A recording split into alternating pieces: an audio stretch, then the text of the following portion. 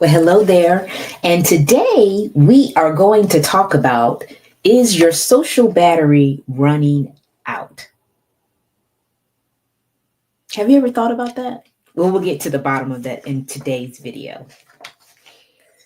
So let's talk about this. Is your social battery running out? And some of you may be thinking, well, I don't even know what the social battery is. What is that? So when you think about the social battery, I want you to think about your cell phone. And, at night, typically that's when we charge our cell phones. So in the morning, when we take it off the charger, it's at 100%. Well, that's kind of how it works when it comes to introverts. When we wake up in the morning, we have 100% social battery. But as we interact with people and connect with people, our battery goes down as we socialize because socialization, unlike what introverts experience, it drains us. Introverts get energy from being around people and interacting with people in groups, while did I say that right? Extroverts get energy by interacting with people and interacting in groups and going to different events and socializing. However, introverts are drained by that. Now, does that mean that introverts are shy? Not necessarily, because typically when someone is shy, they have social anxiety. They want to interact with people. However, an introvert wants to interact with people, but we want to do it on a smaller frequency. We don't want to just continuously interact with people. Now, granted, you'll see us, and I'm sure many of you have seen me interact and get on video and can do these kind of things. But what I will share with you shortly is how I recharge when I do that, because it does drain my social battery. So that's why I wanted to bring this up, because as introverts, we have to gauge and be very cognizant of the social activities that we participate in throughout the week, because every time we participate in those type of events, they drain us. So we have to allow time for recovery. Okay. So that's what social battery means. Introverts just recharge. And that's the next thing I'm going to talk about, is how we recharge. So the social battery is just know that we're like a cell phone. When we interact with people and talk to people, it drains our social battery and we have to recharge it. So many people may think, okay, so how do you recharge it? Because when I think about an extrovert recharges by being around a whole bunch of people, but an introvert recharges by being by themselves.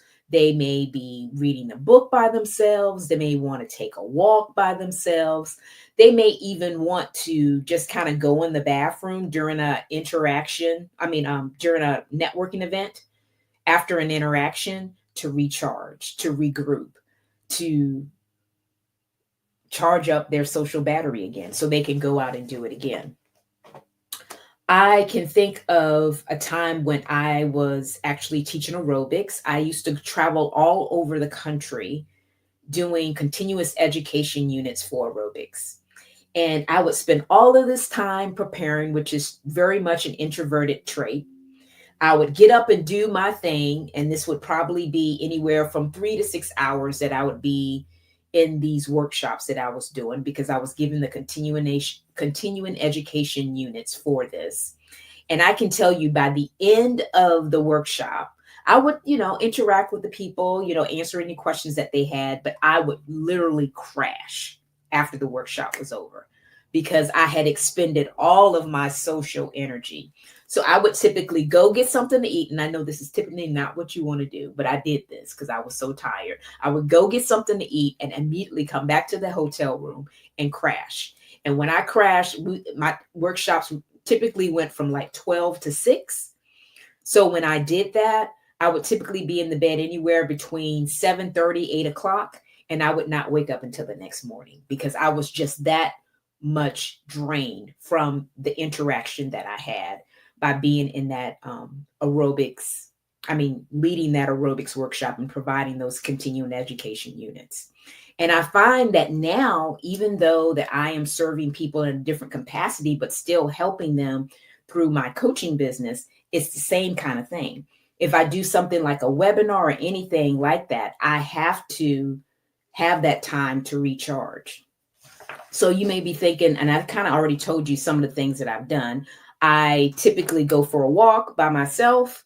I typically, like I told you, may go to a bathroom stall if I'm doing something in person, just to allow my time for solitude and really to allow myself to be by myself so I can recharge, because I've expended so much energy to do the socializing or the speaking or the teaching or whatever I have done.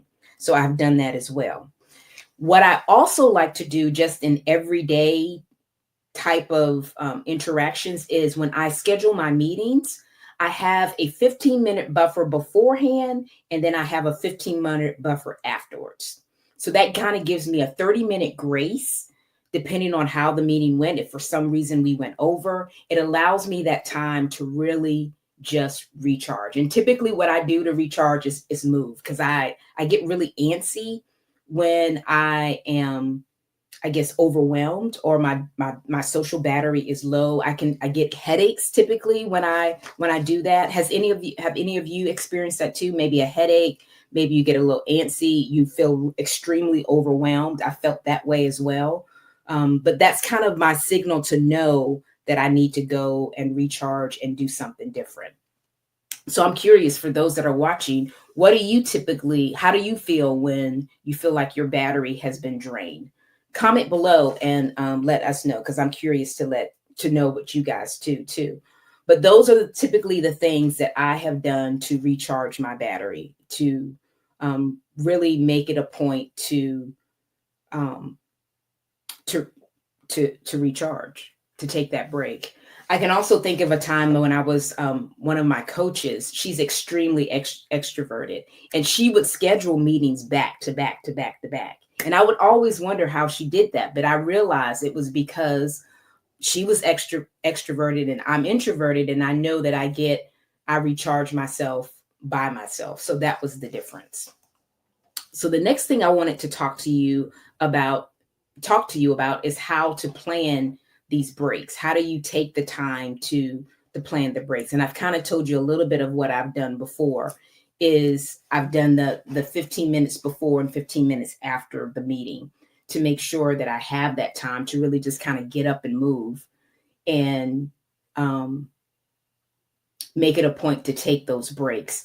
Another thing that I do throughout the week is I know that I know that I need to kind of have time to recharge or rejuvenate and really take breaks in between social gatherings. So I look at the week and find out how many social gatherings I have. You know, my son may have a game.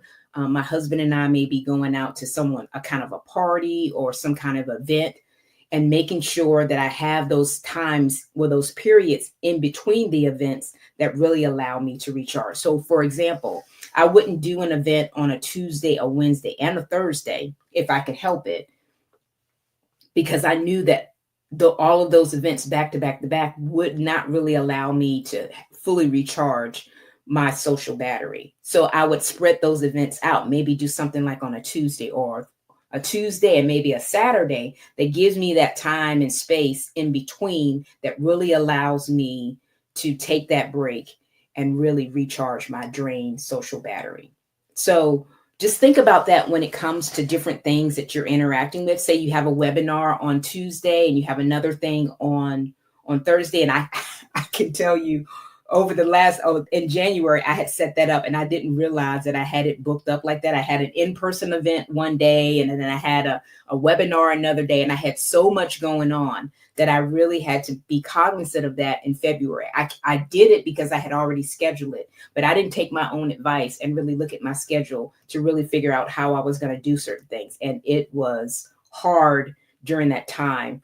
I took more breaks than I normally do throughout the day, just to really make sure that I was energized to do those different events, the meetup in person, the webinar, 2 webinars I had. And yeah, so you really want to make it sure that you make it a point to schedule your events in person or virtual.